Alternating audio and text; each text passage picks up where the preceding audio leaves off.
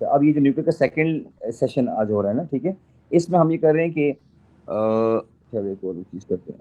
Wait, हाँ, ये देखिए फातिमा, अगर मेरे पास एक चार्ज है जिसका ओवरऑल फ्लेवर है +1 E, ठीक है, ये मेरे पास एक मीज़ान है। क्लियर? अच्छा, अब मुझे ये निकालना है कि मीज़ान कंसिस्ट ऑफ 2 क्वार्क्स। तो एक क्वार्क में कहता हूँ एंटी डाउन है, और दूसरा क्वार्क मुझे नहीं पता एक्स है। अब एग्जाम में क्वेश्चन आ जाता है कि one of the quark is anti down और ओवरऑल मीज़ान का चार्ज दे दिए 1E। तो एग्जामिनर कहते हैं कि सजेस्ट करें कि जो दूसरा क्वार्क है वो क्या है, सोचें। सर +1/3 और तो x इक्वल्स टू 1E 1 और डाउन है ना, माइनस तो -1/3 यहाँ अच्छा पे डाउन को माइनस इधर ले आते है। हैं, एंटी डाउन को। अब 1E ओवरऑल चार्ज है, माइनस एंटी डाउन क्या होता है, +2/3 या -1/3? सर एंटी डाउन मतलब 1/3 1/3 +1/3 होता है सर, एक मिनट, +1/3। टक और DSB +1/3 है ना, ये +1/3। अब यहाँ पे ई एलसीएम ले लेते हैं, ई चलो कॉमन आ गया, 3 प्लस हमारे टू पास बाई एलसीएम थ्री आ गया, चाहिए हमें। तो 3 - 1 क्या आंसर आ जाएगा, +2/3E। सही है, तो दिस इज हाउ। अब मुझे बताएं, एग्जामिनर कहते हैं कि ये जो मिसिंग क्वार्ट था ये +2/3E आ गया, आपने बता दिया। अब बताएं, ये इट कुड बी व्हाट, ये कौन सा क्वार्क हो सकता है? टॉप अपर चार्म। +2/3, यस, टक Baskin, very good Fatima. Top हो सकता है, अप हो सकता है, चार्म हो सकता है। Well done. So now from this activity you are able to do 2 things. एक तो मिसिंग क्वार्क अगर हो, दोनों में से वो आप निकाल सकते हैं बच्चों, ठीक है, और एक दोनों क्वार्क गिवन हो तो आप मीज़ान का एग्जैक्ट नंबर निकाल सकते हैं, ठीक है, समझ आ गई? अच्छा, अब अगली चीज, there are 4 quantities which always remains constant in a nuclear reaction, ठीक है, 4 चीजें ऐसी हैं जो न्यूक्लियर रिएक्शन में कांस्टेंट रहती हैं, एरो से पहले भी और एरो के बाद भी। मैं एग्जांपल देता हूँ। अगर हमारे पास एक एलिमेंट है यूरेनियम, ठीक है, इसमें से अशर कहता है कि अल्फा पार्टिकल आउट हो गया 2 4, यहाँ पे फातिमा क्या आएगा? 2 232 मास थर्टी और टू 90 90 90 व्हाट? अच्छा, एटॉमिक 90 नंबर। 90 सही है, 90। अच्छा, अब मसला ये है कि एग्जामिनर कहता है कि 4 क्वांटिटीज बताएं जो कांस्टेंट है in a nuclear reaction, which are constant in a nuclear reaction. 4 ऐसी क्वांटिटीज हैं जो न्यूक्लियर रिएक्शन में कांस्टेंट रहती हैं, एरो से पहले और एरो से बाद। कांस्टेंट का मतलब कंजर्व्ड है, क्या मतलब है, कंजर्व्ड। अब हम देखते हैं कौन कौन सी चीजें ऐसी हैं जो एरो से पहले और बाद में सेम रहती हैं। तो पहली चीज है एटॉमिक नंबर। जितना एटॉमिक नंबर लेफ्ट साइड पे उतना एटॉमिक नंबर राइट साइड पे। लुक एट दिस, ये टोटल कितने हो गए, 90 और 2 92 हो गया ना। तो पहली चीज क्या होगी, एटॉमिक नंबर, ठीक है सर। सेकंड चीज, दूसरा मास नंबर। हाँ दूसरा मैथ्स नंबर। अच्छा, मैथ्स नहीं बोलना गलती से भी, मैथ्स नंबर बोल सकते हो, मैथ्स नहीं बोलना। अच्छा, मैथ्स नंबर। फातिमा मैथ्स इसलिए नहीं कि न्यूक्लियर रिएक्शन में इट हैज बीन ऑब्जर्व कि प्रोडक्ट की मास स्लाइटली लेस होती है as compare to reactant, okay, तो मैथ्स नंबर हम नहीं बोल सकते। तीसरी चीज, न्यूक्लियर चार्ज। क्या चीज, न्यूक्लियर चार्ज। Nuclear charge. जितना चार्ज, जितने प्रोटॉन लेफ्ट साइड पे हैं उतना ही चार्ज राइट साइड पे है, तो ये भी कंजर्व रहता है। चौथी चीज, अगर कोई पार्टिकल लाइक यूरेनियम स्प्लिट होके अल्फा और एक्स में कन्वर्ट हो गए, तो मोमेंटम जितना अल्फा और एक्स का टोटल है उतना ही टोटल मोमेंटम यूरेनियम का होगा। इसका मतलब है momentum is next quantity which is conserve in a nuclear reaction. तो ये 4 चीजें आपने भूलनी नहीं है, ये किसी भी न्यूक्लियर रिएक्शन में they always remains constant in a nuclear reaction. आई समझ, atomic number, momentum, mass number और न्यूक्लियर चार्ज। अच्छा, पांचवी चीज, एक और चीज एग्जामिनर कहते हैं कि यार जब प्रोडक्ट की मास स्लाइटली लेस हो ना फातिमा, और रिएक्टेंट की मास थोड़ी ज्यादा हो, लाइक अशर कहते हैं सर प्रोडक्ट की मास है 98 ग्राम्स और रिएक्टेंट की मास है 100 ग्राम्स। अब ये 2 ग्राम का डिफरेंस ये कहाँ चला गया? सर ये रिएक्शन में जो तो वो चेंज हुआ इन है, मास एनर्जी एनर्जी में लॉस चली हुआ गया, क्योंकि किसी भी न्यूक्लियर रिएक्शन में कुछ एनर्जी भी प्रोड्यूस होती है। तो है। इसको कहते हैं मास एनर्जी कन्वर्जन। क्या कहते हैं, मास एनर्जी कंजर्व।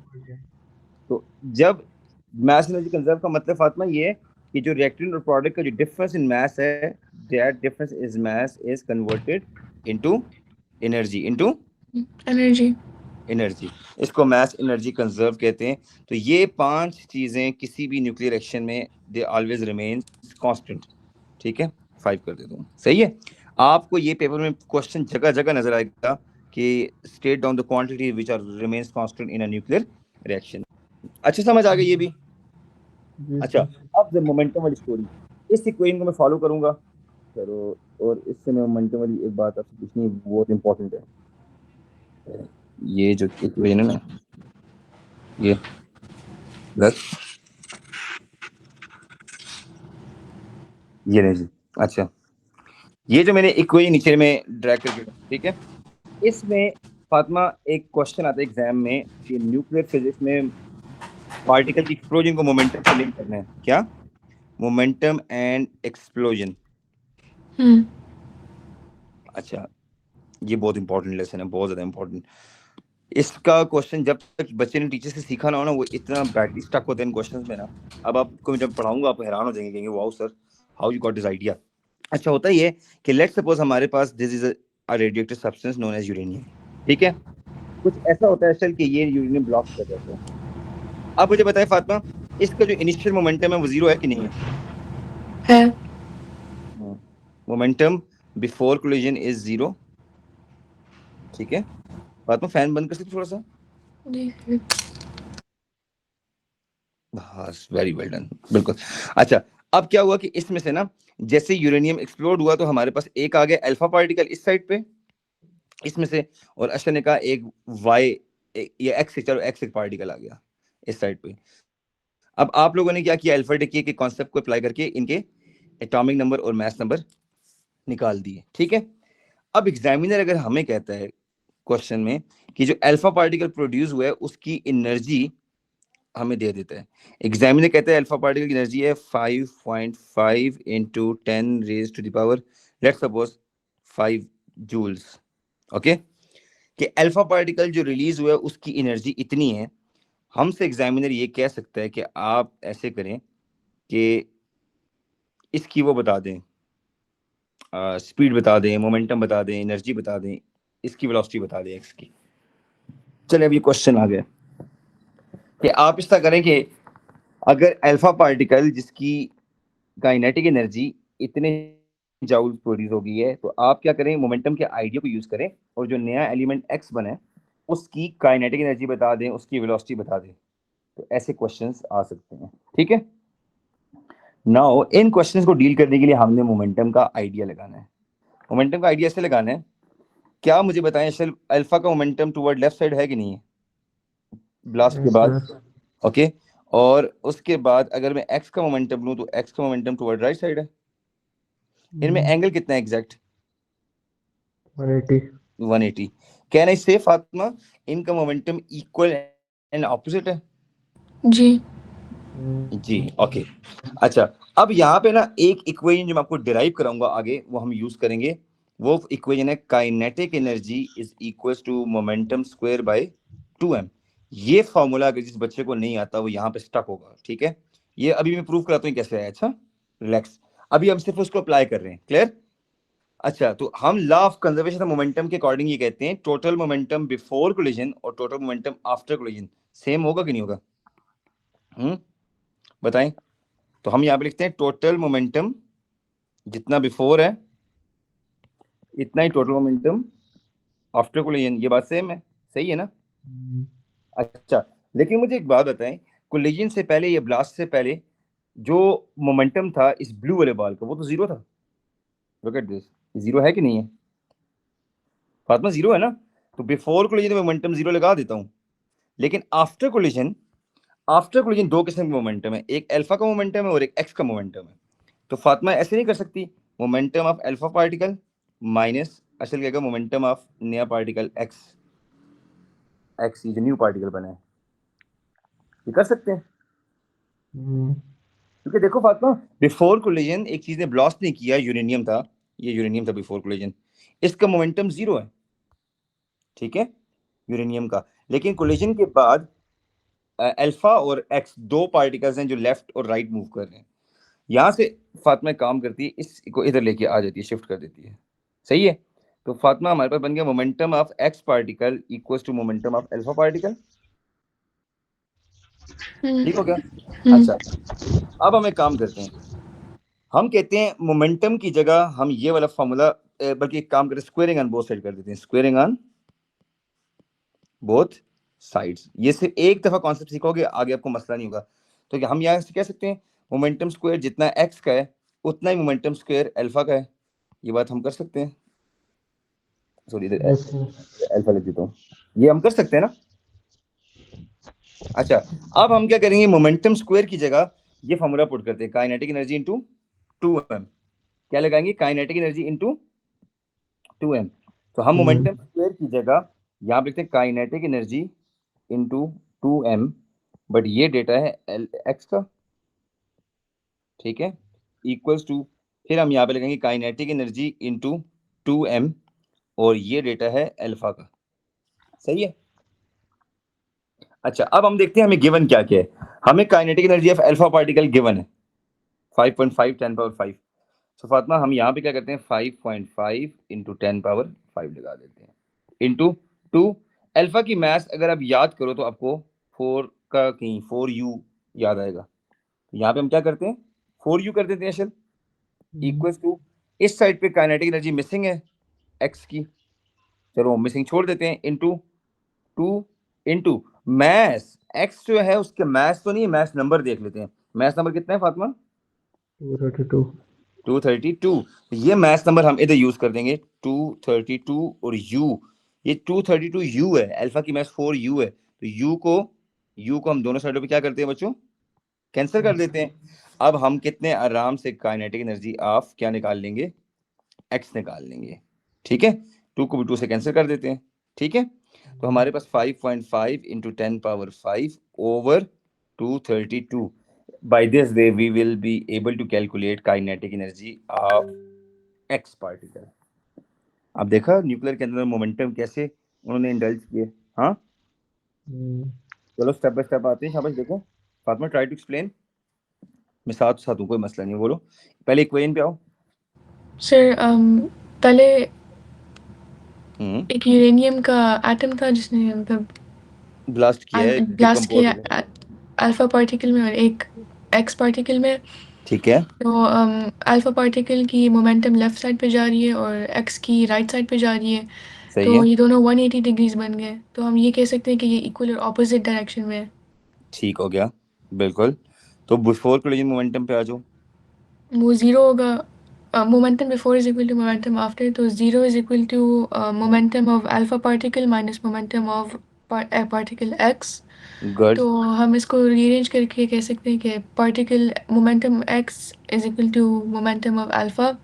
सही है, ठीक हो गया, तो अब हम दोनों को स्क्वायर कर देंगे, तो p squared x is equal to p squared alpha.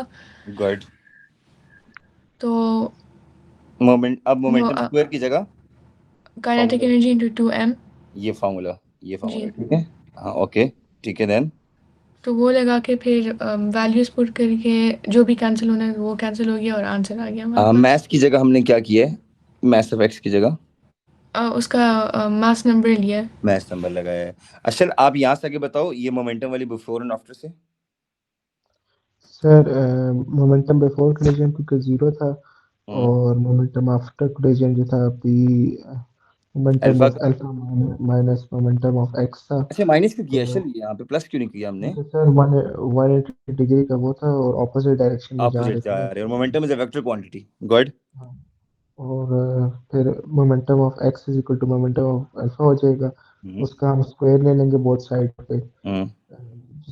ठीक है। फिर हम फार्मूला रीअरेंज जो हमने किया था उसको वैल्यू हम डाल देंगे, ये फॉर्मूला काइनेटिक क्या है, kinetic energy equals to equal to p square by 2m।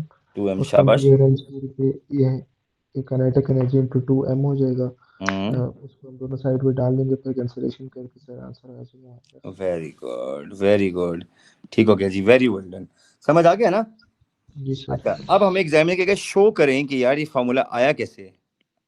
Show that के kinetic energy is equals to momentum square over 2m। अब आपको ऑब्वियस अजीब सा नहीं लग रहा कि यार ये फॉर्मूला तो हमने कभी देखा ही नहीं है ना?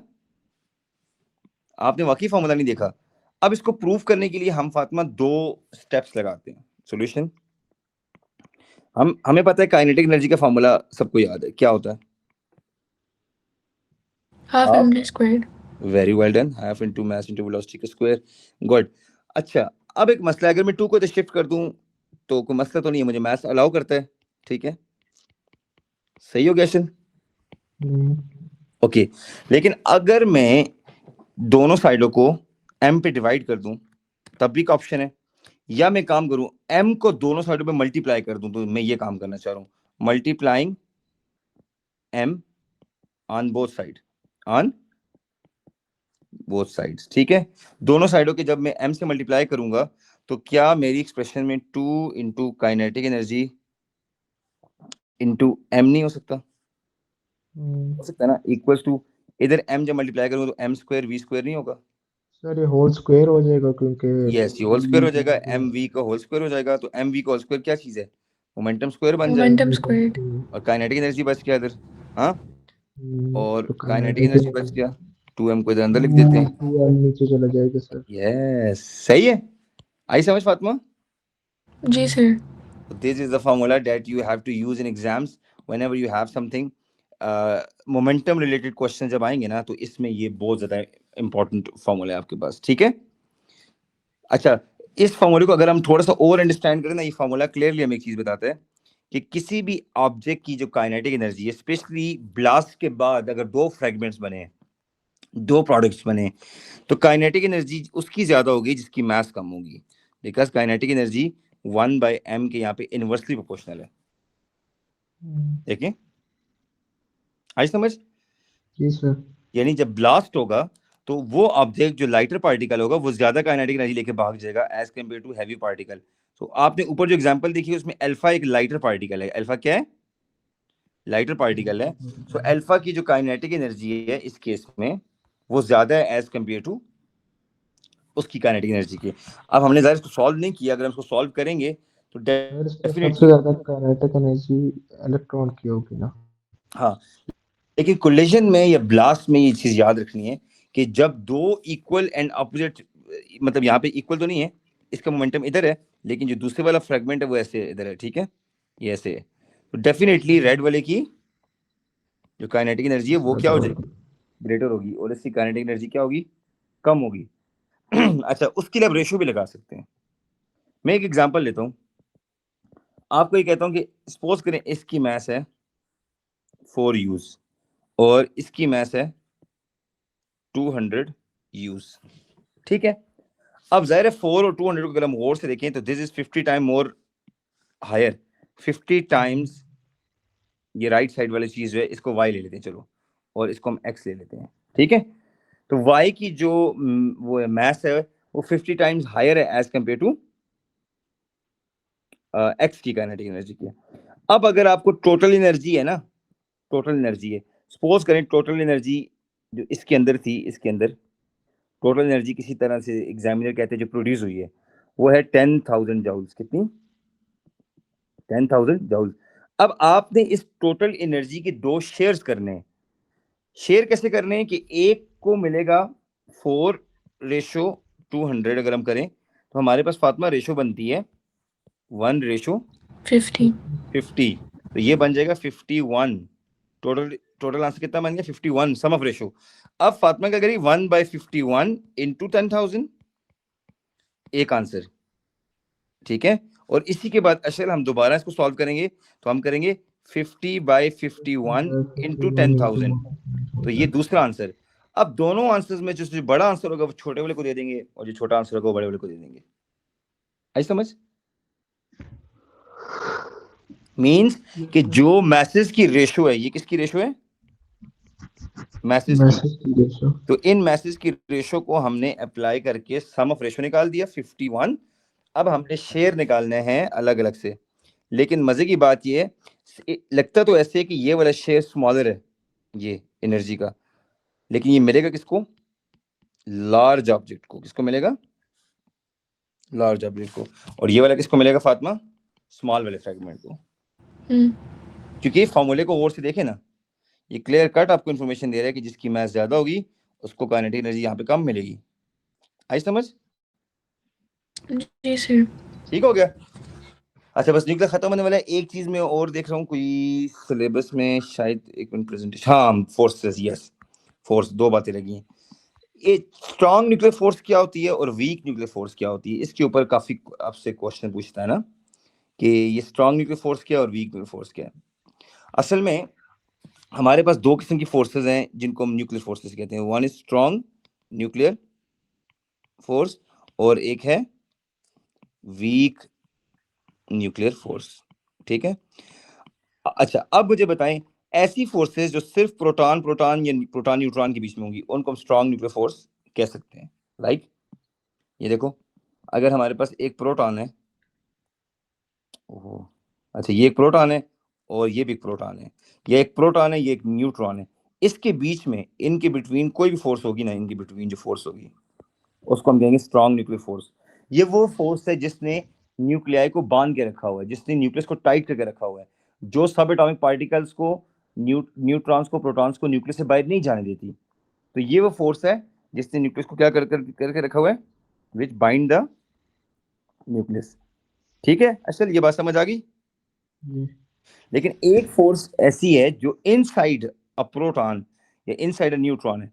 फॉर एग्जांपल एक प्रोटॉन है, असल कहते हैं सर इसके अंदर दो अप क्वार्क हैं और एक डाउन क्वार्क्स हैं, तो क्या बिटवीन द क्वार्क्स की कोई फोर्स होगी ना, बिटवीन क्वार्क्स जो फोर्स होती है उस फोर्स को फातिमा हम कहते हैं weak nuclear force, also known as weak interaction. क्या कहते हैं इसको? Weak interaction, weak nuclear force भी कहते हैं, and some teachers around the world they used to call it weak interaction. ठीक है, ये वो फोर्स है जो क्वार्क्स के बीच में होती है। अब एग्जामिनर कहते हैं अगर ऐसा कुछ हो जाए कि एक प्रोटॉन चेंज हो जाए एक न्यूट्रॉन में, तो विच फोर्स इज रिस्पॉन्सिबल? तो आपने कहना है अगर एक प्रोटॉन न्यूट्रॉन में चेंज हुआ है, इसका मतलब है एक अप क्वार्क एक डाउन क्वार्क में शिफ्ट हो गया। लेकिन एग्जामिनर पूछेगा हु शिफ्टेड दिस, किसने अप को डाउन किया है? तो आपने कहना है once again the answer is weak nuclear force. ये वो फोर्स है जो क्वार्क के फ्लेवर्स को फ्लिप करती है, जो प्रोटॉन को न्यूट्रॉन में या न्यूट्रॉन को प्रोटॉन में चेंज कर सकती है। लेकिन जो स्ट्रॉन्ग न्यूक्लियर फोर्स है that is very simple, that's bind the nucleus. ये न्यूक्लियस को जोड़ के रखती है। स्ट्रॉन्ग न्यूक्लियर फोर्स न्यूक्लियस को जोड़ के रखती है, लेकिन वीक न्यूक्लियर फोर्स क्वार्क के फ्लेवर को फ्लिप करती है। आई समझ? मेरी बात समझ गए? जी सर। अच्छा, और मजे की बात बताओ, एक दफा फिर पूरी एक्सप्लेन दुनिया करना, में, मुझे समझ नहीं आई। हाँ अच्छा बोलो। एक दफा फिर से चीज से एक्सप्लेन चलो करना सर, मुझे समझ नहीं आई। चलो फातिमा ट्राई करो, शाबाश आप, क्या बताया मैंने? सर दो तरह की फोर्सेस होती हैं, एक स्ट्रॉन्ग न्यूक्लियर फोर्स होती है, एक वीक न्यूक्लियर फोर्स होती है। अम, अगर दो प्रोटॉन हो या एक प्रोटॉन और न्यूट्रॉन हो। न्यूट्रॉन हो, तो उनके दरमियान में जो फोर्स होती है वो स्ट्रॉन्ग फोर्स होती है। गुड ये न्यूक्लियस को बाइंड करती है। गुड। और जो वीक न्यूक्लियर फोर्स होती है वो वो जो प्रोटॉन में या न्यूट्रॉन में जो क्वार्क्स है उसके अंदर, वो जो उनके दरमियान फोर्सेस है वो वीक न्यूक्लियर फोर्सेस वेरी होती हैं। गुड। तो वीक न्यूक्लियर फोर्स क्वार्क को फ्लिप कर सकती है। हम्म, यानी अशल अगर कहते हैं कि एक प्रोटॉन था सर, अच्छा भला प्रोटॉन था सर ये, हाँ, तो ये प्रोटॉन न्यूट्रॉन में चेंज हो गया अगर, तो प्रोटॉन न्यूट्रॉन में जब चेंज होगा तो अशर को ये बात पता चल गई है कि एक अप क्वार्क था वो डाउन में कन्वर्ट हुआ है, बट किसने किया है? वीक न्यूक्लियर फोर्स ने। किसने किया है? वीक न्यूक्लियर फोर्स से। इसका मतलब ये हुआ, एक बड़ी इंपॉर्टेंट बात है कि जब भी प्रोटॉन न्यूट्रॉन में कन्वर्ट हो या न्यूट्रॉन प्रोटॉन में कन्वर्ट हो, तो इसको हम in the world of physics beta decay कहते हैं, बीटा नेगेटिव डिके या बीटा पॉजिटिव डिके। सो अब एग्जामिनर कहता है कि कौन सी फोर्स रिस्पॉन्सिबल है फॉर बीटा डिके, यानी इलेक्ट्रॉन डिके या पॉजिट्रॉन डिके, तो हम कहेंगे week nuclear force. Which force? Week nuclear force. ठीक है, ये रिस्पॉन्सिबल है for all type of beta decay. ठीक है, बीटा डिके की रिस्पॉन्सिबल फोर्स ही वीक न्यूक्लियर फोर्स है, चाहे वो इलेक्ट्रॉन डिके हो जिसको हम ये कहते हैं, ठीक है, इसको हम यू लिख सकते हैं, और एक पॉजिट्रॉन डिके है, ठीक हो गया सर, इसको हम +1 और 0 भी लिख सकते हैं। तो ये है हमारे पास वीक न्यूक्लियर फोर्स। ठीक है, अब सर अल्फा न्यूक्लियर डिके की कौन सी क्या? रीजन होती है? Alpha decay. अल्फा डिके में न्यूक्लियस ही टूटता, प्रोटॉन और न्यूट्रॉन के अंदर के क्वार्क्स चेंज होते हैं। Strong force. अच्छा एक मिनट, न्यूक्लियर फिजिक्स देखो, अल्फा डिके जब होता है ना असल, उसमें अल्फा का मतलब है 2 प्रोटॉन और 2 न्यूट्रॉन लेके आप गायब हो गए ना न्यूक्लियस से, ठीक है, लेकिन आपने प्रोटॉन के अंदर के क्वार्क्स को चेंज तो नहीं किया ना, जी जी। ठीक हो गया। अच्छा ये था। अच्छा टाइप ऑफ बीटा डिके तो हमने कर दिया, बीटा नेगेटिव बीटा पॉजिटिव ये भी हो गया। मैं इससे स्लाइड देख रहा हूँ कोई चीज मिस तो नहीं होगी। अच्छा ये जो प्रॉपर्टीज है ना रेडियोएक्टिविटी की, सिर्फ एक दफा देख लेना, ये सारी इंपॉर्टेंट नहीं है, ये जो पेपर से स्टॉप होती हैं ये चीजें, ये सारा A2 में चला गया। अच्छा ये तो क्वार्क्स हो गए, क्वार्क्स हमने पढ़ लिए, स्ट्रेंज शाबाश। लेप्टॉन्स समझ गए हमने, हेड्रॉन समझ। अच्छा बेरियंस कंफ्यूज मत हो आप, हेड्रॉन ही समझे इनको। अच्छा लेप्टॉन्स वो हैं जो इनडिविजिबल नहीं है, लाइक इलेक्ट्रॉन न्यूट्रिनो, ठीक है फातिमा। लेकिन जो क्वार्क्स से मिलके बनते हैं वो हेड्रॉन्स है। लेकिन ऐसा क्वार्क जिसमें एक क्वार्क हो और एक एंटी क्वार्क हो, उस तरह के पार्टिकल को हम मीजॉन्स कहते हैं। यहाँ पे मीजॉन मेंशन नहीं है। अच्छा देखो सिंपल सी बात है, क्वार्क के बने हुए जो चीजें हैं उनके 2 ऑप्शन है, एक हेड्रॉन और एक मीजॉन। हेड्रॉन्स और मीजॉन्स बेसिकली बेरियंस के अंडर आते हैं, ठीक है। देखो फॉर एग्जांपल अशर कहते हैं प्रोटॉन है, फातिमा कहती है यस न्यूट्रॉन है सर, तो आप लोग उनको हेड्रॉन्स कहते हैं because they are made up of quarks, 3 quarks हैं। लेकिन अशर अगर कहते हैं एक क्वार्क है और एक एंटी क्वार्क है, वो मीजॉन है। लेकिन ओवरऑल हेड्रॉन्स और mesons they come under the umbrella of baryons. समझ आ रही है? यानी जो चीज क्वार्क्स की बनी होती है ना उसको बेरियंस कहते हैं यार, सिंपल सी बात है। जो डिविजिबल हो सकती है, जो डिविजिबल नहीं हो सकती वो लेप्टॉन्स है। आई समझ? बेरियन नॉन फंडामेंटल है, लेप्टॉन फंडामेंटल है, हेड्रॉन्स भी नॉन फंडामेंटल हैं, वो डिवाइड हो सकते हैं, ठीक है। जो चीज डिवाइड नहीं हो सकती वो लेप्टॉन्स है। अच्छा मैंने कुछ एग्जांपल भी दे दिए बेरियंस और लेप्टॉन्स की, ठीक है। लेप्टॉन में इलेक्ट्रॉन है, म्यूऑन है, टाउ पार्टिकल है, इनके नाम याद नहीं करने, बस इलेक्ट्रॉन पता हो, एंटी न्यूट्रिनो पता हो आपको। और क्वार्क्स में आपको पता है 6 टाइप ऑफ क्वार्क्स हैं, ठीक है। अच्छा जी हाँ देखिए मीजान में लिख दिया ना कि मीजान के अंदर एक क्वार्क और एक एंटी क्वार्क है, ठीक है। हेड्रॉन का मतलब प्रोटॉन न्यूट्रॉन्स, इलेक्ट्रॉन्स का मतलब इलेक्ट्रॉन्स न्यूट्रिनोस, ठीक है। अच्छा वो कहते हैं, देखो यहाँ पे एक बड़ी इंपॉर्टेंट बात देखिए, कहते हैं अगर 3 क्वार्क्स होंगे ना किसी चीज में फातिमा, किसी चीज के अंदर 3 क्वार्क्स होंगे, उसको हमने बेरियान कहना है हर हाल में। बेसिकली ये भी हमारे पास हेड्रॉन है, ये भी हेड्रॉन है, लेकिन मसला ये कि हम बेरियान का वर्ड यूज करते हैं जब आपके पास 3 क्वार्क्स हो, और मीजान का वर्ड यूज करते हैं जब 2 क्वार्क्स हो।